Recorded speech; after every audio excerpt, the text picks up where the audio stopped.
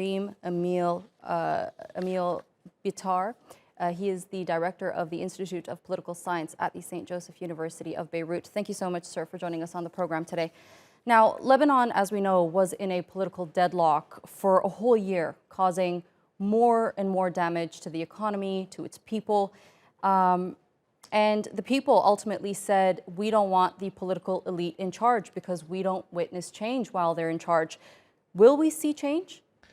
I'm afraid not. I'm afraid we waited for 13 months, more than a year, to get a government that is very similar to the governments that we have had in the past 30 years, and governments that are responsible for the catastrophic situation that Lebanon is going through today. A systemic crisis, a crisis of sovereignty, a financial crisis, a humanitarian crisis, considering that more than 75% of the Lebanese people are living under the poverty rate. And I'm afraid that this government, which is based on sharing of the spoils among traditional sectarian politicians, has nothing to offer in terms of structural reforms that are badly needed. Right. And what are some of Mikatis' plans to avoid the scenarios that Lebanon has witnessed before with other ruling leaders?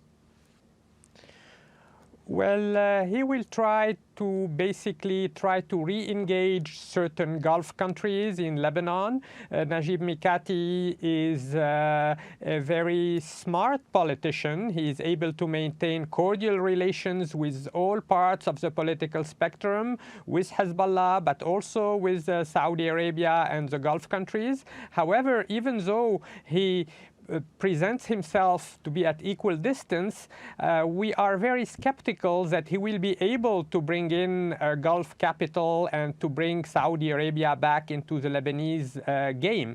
So he will have to negotiate with the International Monetary Fund, which is something that Lebanon absolutely needs to get out of its current financial crisis.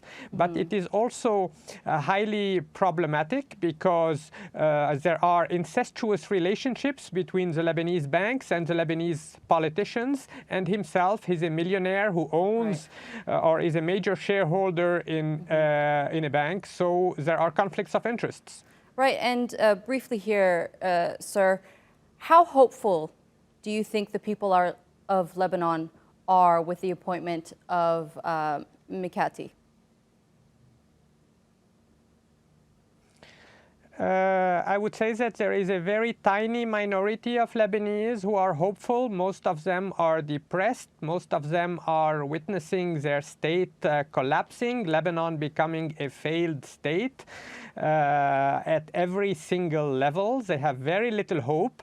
Now, this government is also supposed to organize legislative elections in May 2022. So most Lebanese who still believe in change are now hoping that these elections will take place in due time, that the political and financial oligarchy will not find some pretext to postpone the elections, because change can only come from a massive mobilization in the streets, through the electoral process, and through the international community. Sanctions are also indispensable. Many Lebanese feel that the time has come for Europe and the rest of the world to sanction Lebanese politicians, to issue travel bans and freeze their assets.